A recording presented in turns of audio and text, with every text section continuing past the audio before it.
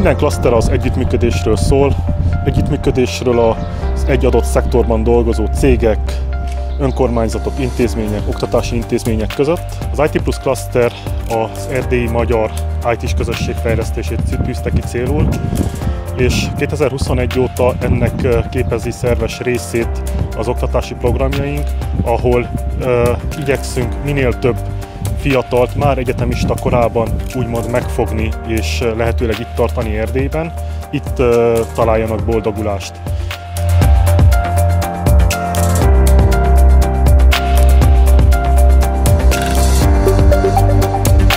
A Hargita Informatikus Találkozót, vagy rövidebb nevén Hintát 2006 óta szervezzük meg minden évben.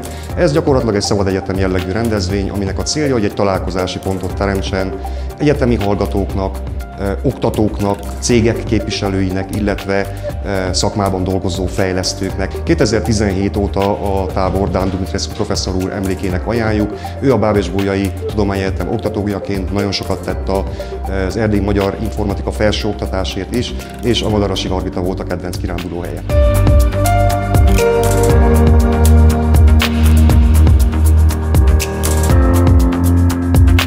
Pályakezdő informatikusként ez az első hinta, amin részt tudok venni, és zseniális előadásokon tudtam részt venni. A szakmámon belül tudtam olyan kapcsolatokat szerezni, amiket biztos, hogy tudok majd kamatoztatni karrierem során.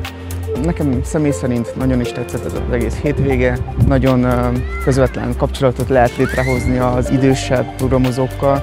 Ugyanakkor ezt mind az anyanyelvünkön tudjuk művelni, és nagyon remélem, hogy következő alkalommal is részt tudok venni.